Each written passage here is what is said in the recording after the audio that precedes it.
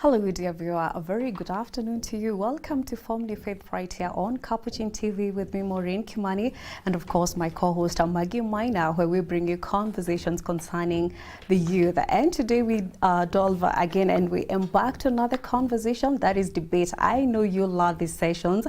And our motion is, should religious laws have influence on state legislation? And I'd love to hear from you. What do you think about that? So please share with us your feedback on 0717-424-866, or you can use our SMS number, that is 21760. And before we begin with this conversation, I'd love to say that some argue that religious values should be integrated into legal frameworks to promote integrity and cohesion. There is others contend that a secular approach of law is essential for ensuring equality and upholding individual rights. The question of whether religion should influence law is a complex and contentious issue with passionate arguments on both sides, and that's why we have panelists with us here today. They will be introducing themselves in just a few as we go on, but allow me to introduce my co-host again to say hello to the viewers and tell us what should we expect today in our discussion. Maggie. Thank you so much, Maureen, and that was a very powerful introduction there. Thank you so much for that. And maybe just to reiterate on us welcoming you back to Capuchin TV, Family Faith, where we have conversations for the youth and by the youth. I am your co-host, Maggie Maina. And given that Maureen has given us a very intriguing introduction, I won't want to water that down particularly, but rather I would want to now introduce our panelists who are quote-unquote called wakilis. Yeah. So this should be a very engaging conversation, a very intriguing and a very interesting debate. So without further ado, allow us to introduce our panelists, starting from the only gent on the panel here today. Yes, please introduce yourself. So, hi guys, I'm Eliud Njadi, graduated from the University of Nairobi with a Bachelor of Laws and currently an advocate in training at the Kenya School of Law. Thank you. Thank you so much, Eliud. Yes, please. Hello everyone, my name is Sylvia Muchaki with an LLB from Kabarak University. Currently an advocate in training, and I am excited to be in this panel. Wow, thank you so much. Good evening. My name is Alice. I'm at CARDINAL and currently at the Kenya School of Law doing my advocates training program. Right, thank you so much, Anne. Hello viewers, hello everybody. My name is Purity Muhindi. I'm a graduate from the University of Nairobi and currently enrolled for the Advocates Training Program at the Kenya School of Law. I'm looking forward to a interesting conversation. Right. Thank you so much. We are honored and privileged to have you on our show here today. Asanteni sana for honoring the invite.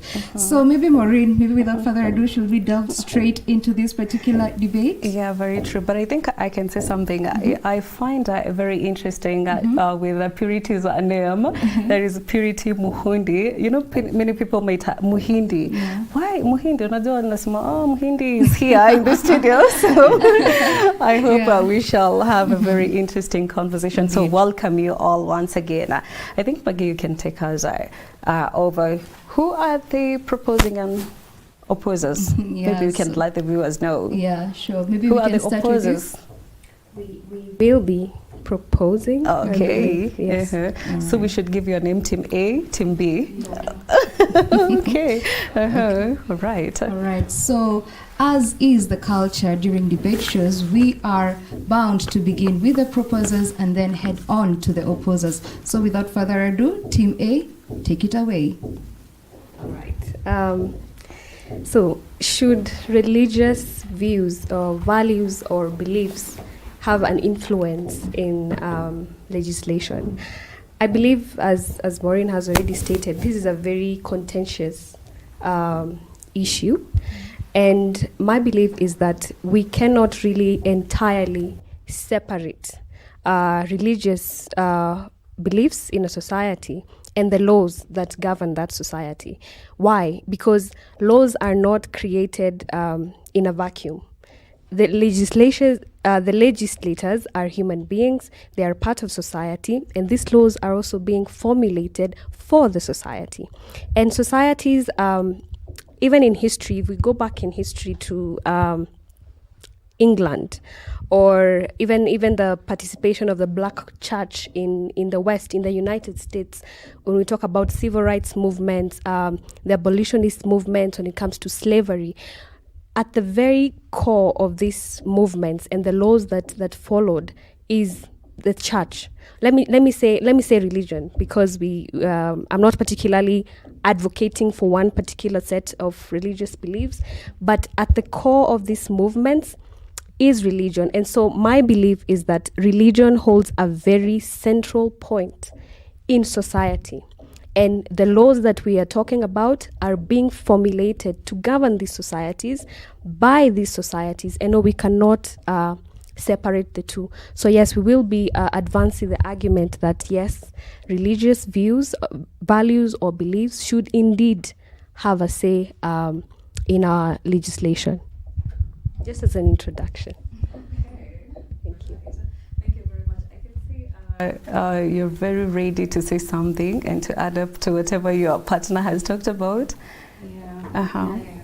So just as Purity has correctly put it, laws are not created in a vacuum.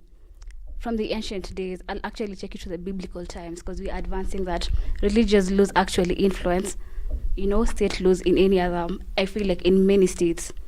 So taken back to the ancient times, in the biblical times, we have the 10 Commandments.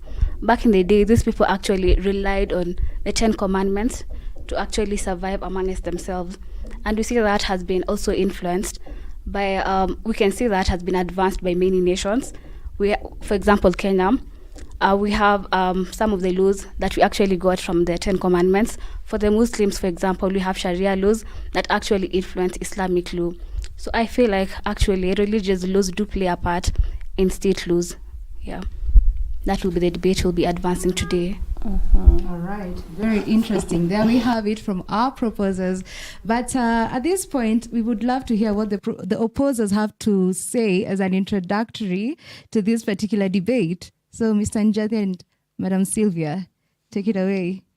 Okay. From what the proposers have, presented, I would like to propose a different view of, the inception of religious laws in state laws.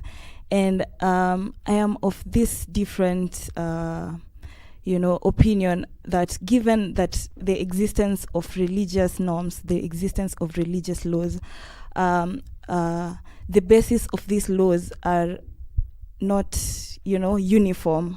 The basis of these religious laws are not uniform. You find that some people believe in religious norms because they were born and found themselves in those religious norms, and that is how they, continue to believe in those religious norms and act and, be guided by those religious norms. And there is this other sect of individuals who look at religion as, an aspect of belief, an aspect of, placing belief and not merely blindly looking at those religious norms from where they have come from. So when you impose the same religion on these people as a whole, as a society, you are introducing a ripe ground for discrepancies, you're introducing a ripe ground for, disagreements between two sides because of that inherent nature of how religious norms are usually understood by human beings. So I am of the view that separating religious laws, religious norms because of this nature and state laws, because of the nature of state laws, their mandatory nature to be followed through. I think the need for that separation is more important to avoid those discrepancies, and differences. Thank you so much, Mr. Njadi. Do you have anything to add to that? To buttress on what my colleague has said, the main difference between religious laws and state laws is that state laws basically guide your day-to-day activities, meaning they are backed by the advancements as society advances as time goes by. But for religion, you find that most religious practices are outdated. they do not conform with the current society regime.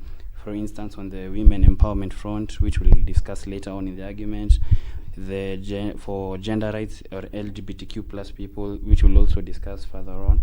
But without preempting, I'm opposing the idea of combining or mixing together religious laws and state laws. Thank you. All right. Thank you so much. Maureen, anything you would want to ask the proposers? Yeah, sure, of course. And my question is, because during my introduction, I talked about social cohesion. So my question is that how can religious laws promote social unity? And maybe you can provide to us some examples. Yes, indeed, I agree that religious norms have that potential, and they actually do promote social cohesion in a society. Let me speak to the very nature of a norm in its plain meaning. These are beliefs that have been inculcated into a particular sector of a society that they subscribe to. So that means there is a common ground for coming together, whether it's in the manner of conduct of life, whether it's in terms of the attitude, or whether it's in terms of even celebrations. Like in Kenya, we have set national holidays that are actually rooted in religious beliefs. When we talk of Christmas, for Christians, when we talk of Eid for Muslims. And we all do respect them. I do not think that the idea of religion itself will immediately introduce divide, as Sylvia has suggested, because we have all sorts of religious beliefs in Kenya, but when these holidays are being celebrated, we are also happy that we are at home on Fridays. So I think. Yes, I would agree that religious norms do promote social cohesion in that aspect, and even from a very wider perception in terms of values, like when we talk of tolerance, when we talk of honesty or even compassion. These are values that are embedded in most, if not all, religions in the world, and these values do promote that spirit of togetherness in society. So yes, I do agree that they do. Okay. All right. Yes, and do you have anything to add on that? So, one thing when you talk about religion and state laws, one thing we cannot fail to actually talk about is ethics. Religious laws are what actually affect or influence the manner in which we conduct ourselves, which are our ethical guidelines. In a society where we have very many different characters of people, we need to have social cohesion, like you said, Maureen, where we are able to actually live amongst ourselves, tolerate each other, like Purity has said. These are actually norms that we get from ethical guidelines that we get and that are normally grounded in our religious norms and practices. Because every religion, there's number in religion.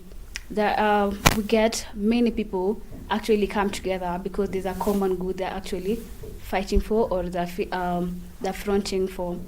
So therefore, I feel like ethical guidelines are what actually influence social cohesion, because when we have our ethics or our morals in check as a society, which is normally brought up by our religious norms and practices, we actually are able to live in a society where we respect one another.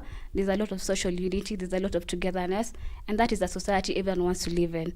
I believe that is a society you also want to live in, Purity and Sylvia and Jazzy. Yeah. Okay. Yes, I can see Anne is attacking this side. Yeah. So aren't you feeling some bad, thing? Maybe you'd love to comment on whatever Anne has been talking about. Okay.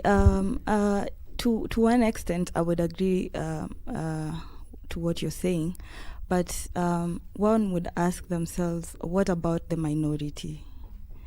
I hear you're proposing, but the one question that keeps ringing a red light in my mind is, what about the people who have different sets of beliefs?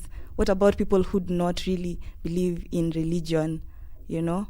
Because essentially, when you say that these religious norms, these religious laws influence, you know, ethical standards and ethical conduct, we still go ahead and see in our society the same, you know, institutions that set, you know, the said ethical standards, going ahead to break them, going ahead to violate them, you know, and the society is left wondering, you know, what is the place of these ethical standards, you know? So as Purity had also earlier on mentioned about the national holidays that are being celebrated as a whole, as a nationality, you know. But when you look into the actual celebration of these holidays, you will clearly see glaring problems looking at you. People go home and do other things. They don't go home and actually celebrate that holiday. You know, this is meant to be a religious holiday. So I feel like remaining objective in this conversation, remaining objective in the sense of religion, remaining objective in the sense of legislation is quite an important thing to avoid stepping on others' feet, you know, because you cannot say that you are happy with this religion and bury your head under the sand over, you know, the ideas or the feelings of this person who is not being recognized. It means that you are being insensitive to that person.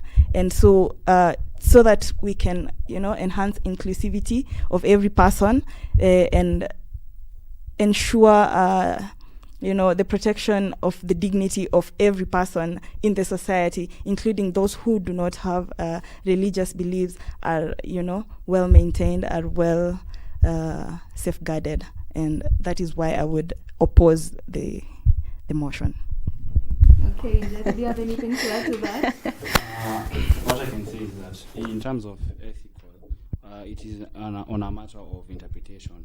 What is ethically right to you may be wrong to another person.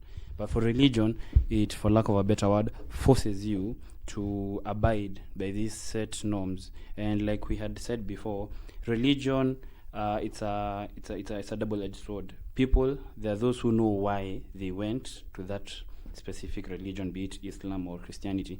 But then there are those who are born into a family, for example, of Muslims. He does not know or she does not know why they are Muslims.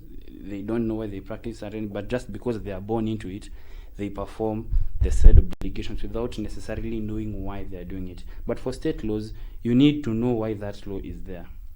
Like, it guides you as to why you're supposed to behave in a way, and that's why there's an aspect of public participation, in that each and everyone's views are incorporated before that law will be passed. But for religious laws, it's already set in time. No amount of online crying or petitions or movements will change it. It will just be a Twitter out, people comment, and nothing happens. That's why I'm also opposing, do not mix, or religious belief should not be incorporated into state laws. Okay, thank you so much. Maybe just for a question to you as the opposing team. Over the recent past, or even during the course of history, have we had examples of where religious laws have had a negative effect on national cohesion or even on the state laws themselves? Example, I like to use the Arab countries. They practice Islam, so their state religion is Islam. But then again, you find that the jihadists interpret the Sharia laws differently, and according to the interpretation, murder is allowed. They do public execution. You'll find them on media sources everywhere. But state laws, on the other hand, you're not supposed to kill. Now you're left wondering, who are you supposed to follow?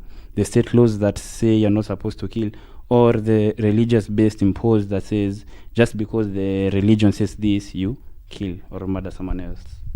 All right. Also, just to add on, I would like to, you know, mount this idea that you see when an individual is in a religion, they are forced to follow the laws in that religion. They are forced to follow the norms in that religion. And sometimes we can all agree, sometimes those laws and norms are not necessarily what you believe to be the right thing, you know, and you would want to go ahead and do the right thing according to what you believe, you know, safeguarding the autonomy, the self-autonomy. But you will be unable to do that because there will be this feeling of, you know, being disloyal to your religion or abandoning your religion that will tag along with you, and you will be unable. For example, look at the woman who is in a relationship, who is in a marriage, you know, and this woman belongs to a religion that is against divorce. You know, this woman is forced to suffer in this relationship because the moment she tries to step out of this marriage, she will feel guilt. Not even before even she starts thinking about herself, she's already thinking about her religion, and yet she is in this marriage suffering. So I believe religious norms were there. An integration of religious norms and, you know, state laws, it would taint and remove the good in it. It would remove the good in the state laws. It would also promote. It would also promote discriminative behavior. You know, yeah. Thank you very much. And Maggie, I think we're going to take a very short break so that when we come back, we shall continue with the conversation. I can see Purity and Anne smiling there. I know you wanted to add on whatever maybe they have contributed here. Can we do that after the break? Yeah. Perfect. I see we're going to take a very short break, but when we come back, we shall continue with our motion. And please share your feedback to us on 0717-424-866, or you can use the SMS number that is 21760, because we would love to hear your thoughts at what you think about the motion today and from whatever our panelists have been able to contribute. Stay tuned for that.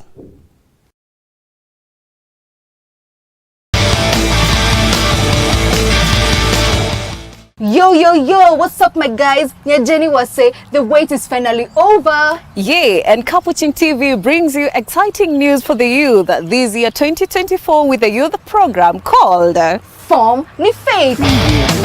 In this particular program, we will be bringing you Bible trivias. We have discussions. We have talent show for those ones who love to showcase their talents, like singing. I do what I can when I can, while I care for my people.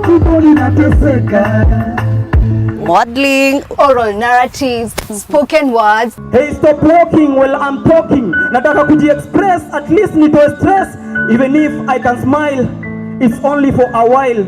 Yesu anakudai, that's why he accepted to die on the cross, to remove your dilemma and to give you a new direction. Catch us on every Wednesday from 2 to 3 p.m. only at Capuchin TV. You can also get the repeat shows every Wednesday from 7 p.m. again only on Capuchin TV. And remember, if you would love us to come and cover your event, you can contact us on 0717-424-866. Form New Faith with your favorite host, Maureen Kimani. And I, Maggie Maina. Come all to enjoy in Christ.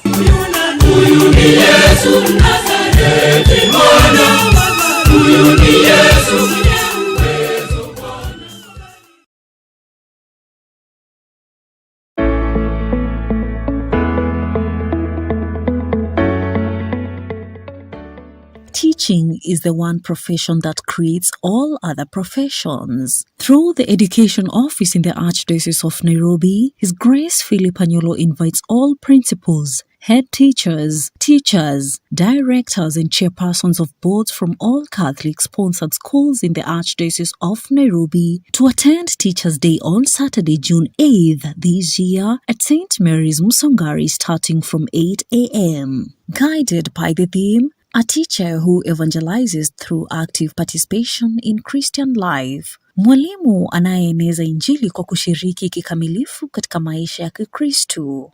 This event will be brought to you live on Capuchin TV and across its various social media platforms. Don't miss this opportunity to connect, share and be inspired by the collective commitment to education and faith.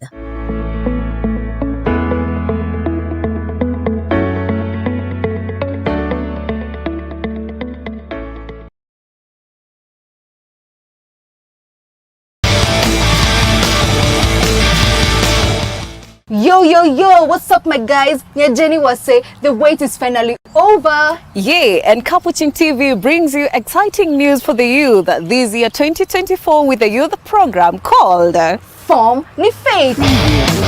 In this particular program, we will be bringing you Bible trivias. We have discussions, we have talent show for those ones who love to showcase their talents like singing. I do what I can when I can, while I care for my people. Modeling, Oral narratives, spoken words. Hey, stop walking while I'm talking. Nataka kuji-express, at least nitoe stress. Even if I can smile, it's only for a while. Yesu anakudai, that's why he accepted to die on the cross, to remove your dilemma and to give you a new direction. Catch us on every Wednesday from 2 to 3 p.m. only at Capuchin TV. You can also get the repictures every Wednesday from 7 p.m. again only on Capuchin TV. And remember, if you would love us to come and cover your event, you can contact us on 0717-424-866. Form New Faith with your favorite host, Maureen Kimani. and I, Maggie Maina. Come all to enjoy in Christ.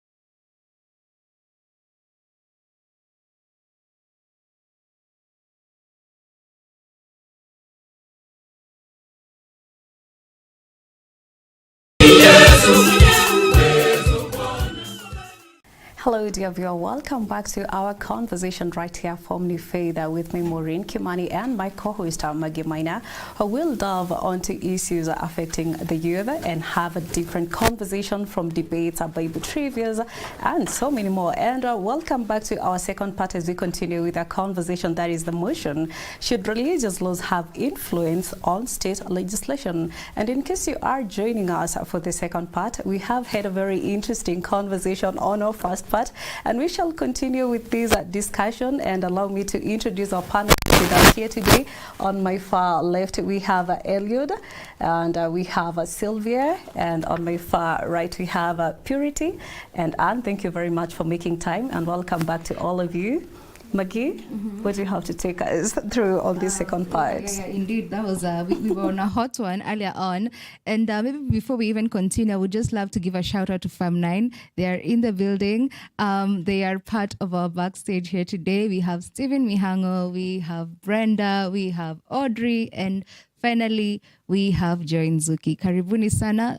Actually, just but a point note to maybe the viewers out there, the panelists here today are part of a group discussion, a firm at the Kenya School of Law. So as you see them battling it out here today, later on they'll be discussing very serious matters to do with their project work and exams. Yeah. So thank you so much for joining us, dear viewer. And without further ado, we will continue with our conversation. And I will go to the proposers. Now, Article 8 of the Constitution states that we do not have a particular state religion. So what is your thinking on that? Do you agree with the Constitution on that, or do you think that we should actually amend that part and say that we need to have a state religion in Kenya? Yeah. Yes, I agree that indeed Kenya does not have a state religion. When you talk about state religions, what comes to mind is most of the Arabic countries where Islam is a state religion, because majority, if not all, of its citizens practice Islam. When you look at their laws, they apply Sharia law and all that.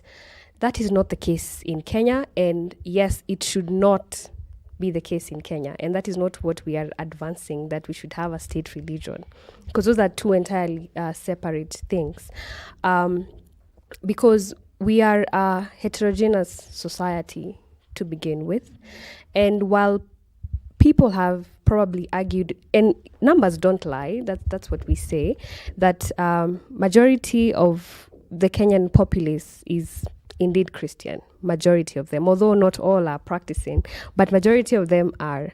But that statement in the Constitution still remains to be true, and I would actually advocate that it remains as so. But have we seen any influence of religious beliefs in our laws? I will still hold that is true. It is still true. When we talk about let me talk about Article 45, since we're now quoting the Constitution. When we talk about family, how we define what a marriage is, and recognizing family as the basic unit of the society. And we see that the Constitution really holds that close and dear, that we really do endeavor to protect the family institution, which is a core value in most religious faiths. So to answer your question, I agree, Kenya does not have a state religion. It should not have a state religion, but the statement that religious beliefs continue to have influence over state law still remains true. All right, thank you so much, Purity. And do you have anything to add on that and on to the debate generally as part of the proposing team? I cannot add anything apart from what Purity has said, because that is my stand as well. However, on the debate, speaking to Eliud, you talked about the laws not actually stating that, or you talked about the difference between state laws and religious laws. But then again, we go back to our first point that laws are not created on a vacuum.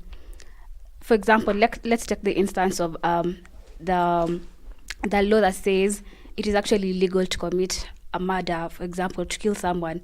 These are laws that we've had since back in the days when we were told it's actually wrong in the 10 Commandments, for example, which is always a nice place to start quoting the 10 Commandments, because most of us are aware of the 10 Commandments back in our primary days.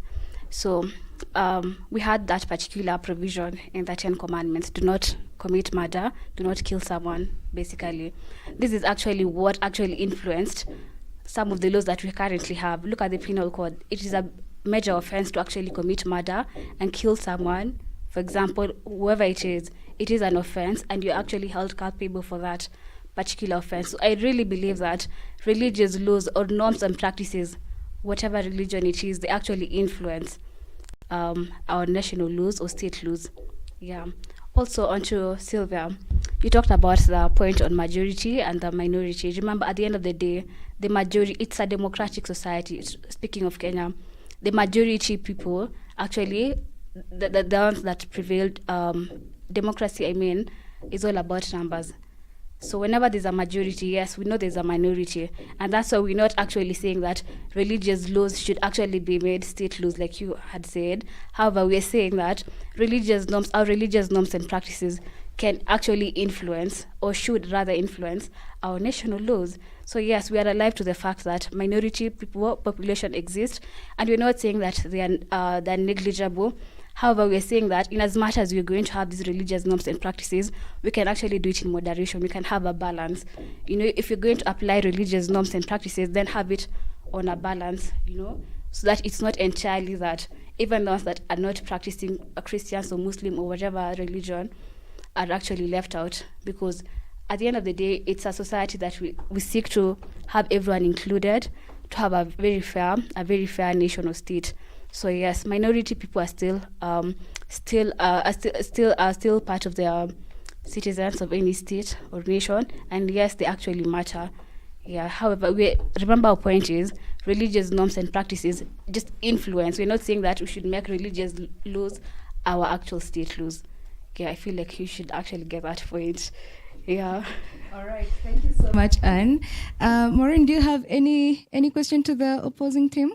Of course I do, because when I look at our country, sometimes you find a conflict. It's still a big issue in our country, and you find even the church leaders for us who are Catholics, the priest, talking about, these tribes should, have a good relationship between a certain tribe. So when it comes to the state, how should they handle their conflict resolution or maybe conflict issues between the religion and the national and international laws? I believe when it comes to dispute resolution, whenever a dispute arises, it is upon the parties who are in dispute to decide the manner in which they would like this dispute to be resolved. So when you impose religious means of resolving those disputes upon a party who would like to go the adversarial way, you see, you're making this party have to do something that they wouldn't want to do because of the existence of these religious norms. I can even recall a situation that personally happened to me in my family where, a member of church, entered into a dispute with my parent, and my parent was quite unable and conflicted within himself to be able to go to the court and report this person because of the existence of the religious norms that guide the conduct of people who are ascribed to that religion. So you find that someone in that position, like my father, is forced to, let it be, like it is said in most religions, forced to let it be and suffer the consequences of the dispute and just, achia Mungu, which sometimes is not fair. So, I believe when we stick to objectivity, when it comes to matters, handling disputes, I believe the court system, the state laws are quite, they're quite sufficient. Yeah. Elliot, would you love to contribute, maybe from whatever Purity has, Sylvia has talked about? To add on what she said, like, for example, you find most, using the example of Christians, they use this quote in the Bible that forgive 7 times 77 times. I'm not sure of the exact phrase, but that's part of the wording. And at the same time, you as a person who has been aggrieved by that member, you are now left at a conundrum. Are you supposed, because you are purported to be of that religion, to forgive and forget, yet you've been hurt? Or are you supposed to go now the state way? And that's why we've said the state has provided for the basic means of dispute resolution. We have the mediation, the court way. So we should not particularly, that's why I'm saying the way religious persons use or misuse the Bible in attaining what they want. That's why I'm opposing the idea of the norms contributing or guiding how state laws should be made. And maybe just to cement that point, there is likelihood of these religious norms being abused. We do not completely oppose the goodness that religious norms bring to the society. We are alive to the goodness that comes with religious norms. However, there is this likelihood of abuse of these norms once they are integrated into the state laws, and we can see people using the excuse that they are, safeguarded by the law for doing some things which are clearly shouldn't be allowed to be done, like the Boko Haram. Yeah. All right. Thank you so much, team opposers. Maybe I would just love you to speak into Article 8 of the Constitution, which states that Kenya does not have a state religion. What is your thinking to that? Do you agree with that part of the Constitution? Would you uphold that particular article, or should we amend it? Yeah. This is quite. It is necessary as it is, and I think it is so as to give every person. The Constitution of Kenya places respect and dignity on a human being, and the Constitution envisions a situation where they allow every person to have freedom of association. And so when you allow someone to have that freedom, they are able to make decisions independently without being influenced by their religion. So I agree with that provision of Article 8. Thank you so much. And finally, Maureen, I can see that our time is truly up, but they at some point mentioned, that is the proposers, at some point they mentioned about these particular celebrations that we celebrate as a country that are actually related and intertwined to our religious practices. Talk of Christmas and Eid. What do you have to speak to that? What do you have to say to that? That matter, it's also a bit of a double-edged sword, because for starters, even though it's a religious-based holiday, the festivities and activities on that specific holiday do not show the religious aspect to it. For example, if we're taking Christmas, for example, we're celebrating the Christ's birth, so people are supposed to maybe go to church.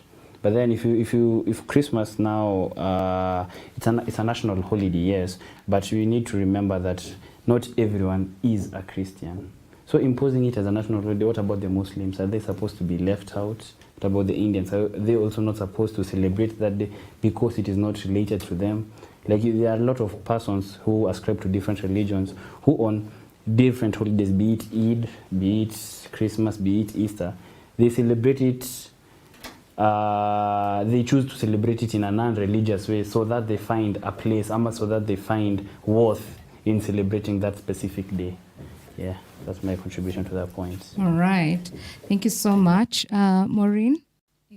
I think because our time is up, so maybe I'll give you each and every team to maybe do their parting shot and their whole sum up of the conversation today, maybe the takeaway. Yeah. Or you have something else? No, actually, I just wanted to mention that it is at that point that they can give up their shout-outs. Exactly. Shout out to your friends, colleagues, teachers, the KSL. Yeah. So we will start with Purity. Okay. My parting shot.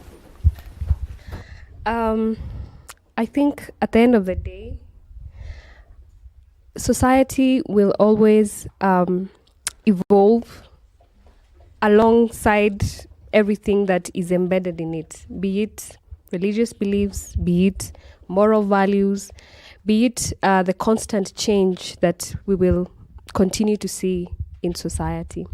And since society will not advance in itself, leaving behind its foundations, such as religious norms, particular to this conversation, then I believe these norms will continue to have influence, should continue to have influence in how we conduct ourselves, in how we legislate as well.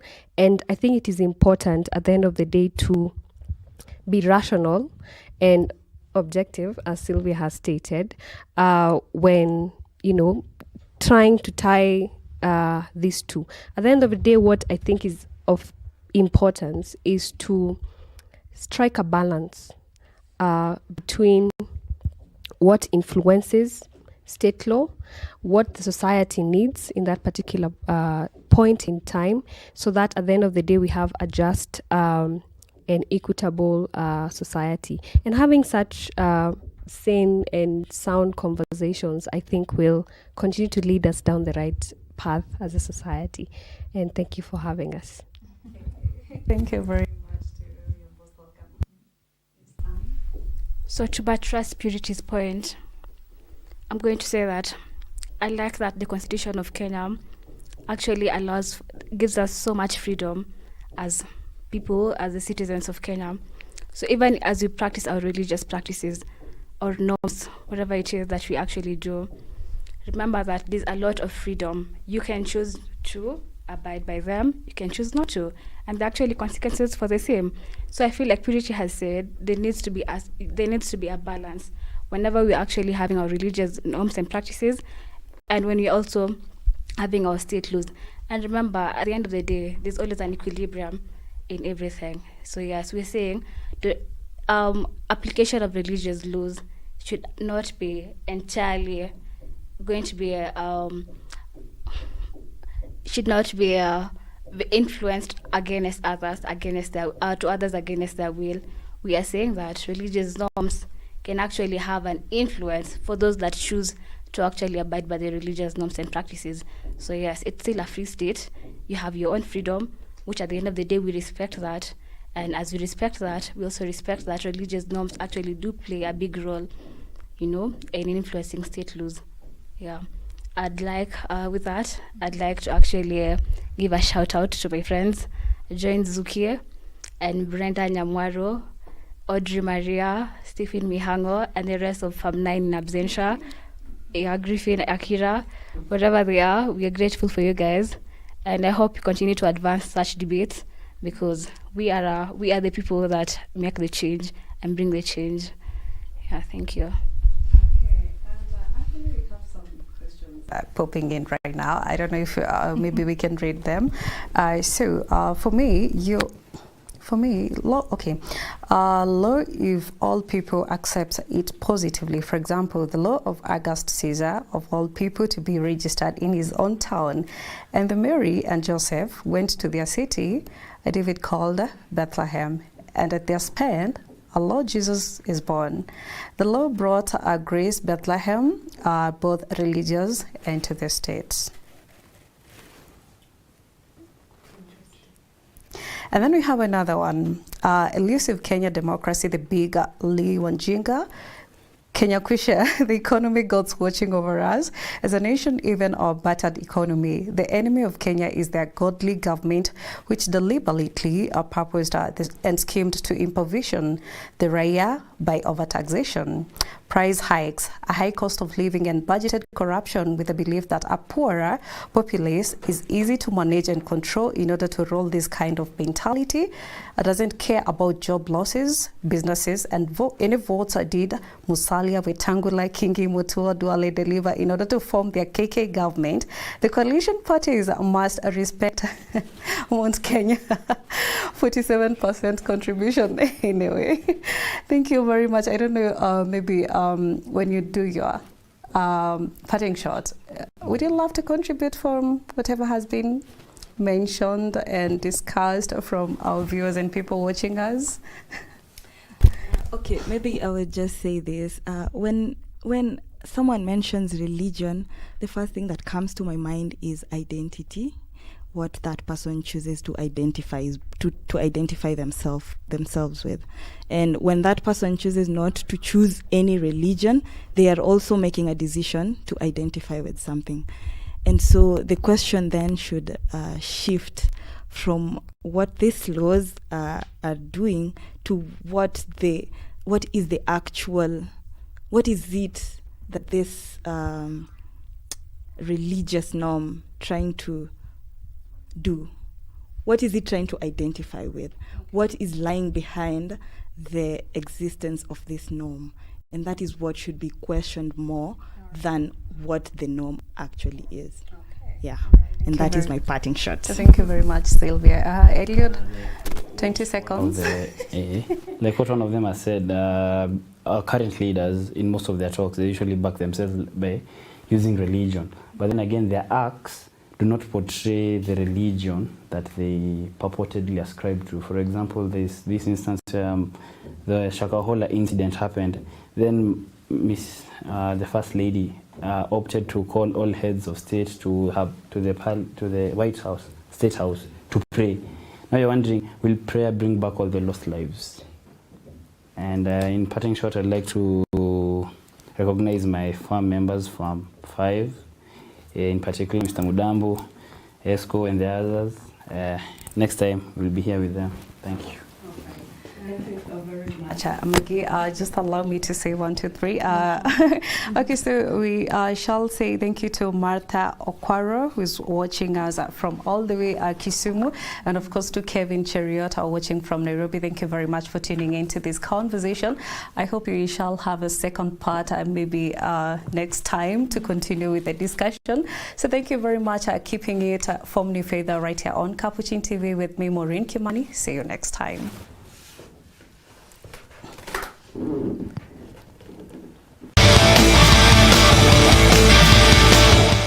Yo, what's up, my guys? Jenny was say the wait is finally over. Yeah, and Capuchin TV brings you exciting news for the youth this year 2024 with the youth program called Form ni faith. In this particular program, we will be bringing you Bible trivias. We have discussions. We have talent show for those ones who love to showcase their talents, like singing. I do what I care for my people. Modeling, Oral narratives, spoken words. Hey, stop walking while I'm talking. Nataka kuji-express, at least nitoe stress. Even if I can smile, it's only for a while. Yesu anakudai, that's why he accepted to die on the cross, to remove your dilemma and to give you a new direction. Catch us on every Wednesday from 2 to 3 p.m. only at Capuchin TV. You can also get the repeat shows every Wednesday from 7 p.m. again only on Capuchin TV. And remember, if you would love us to come and cover your event, you can contact us on 0717-424-866. Form New Faith with your favorite host, Maureen Kimani. and I, Maggie Maina. Come all to enjoy in Christ. Yesu Nazareti, mwana,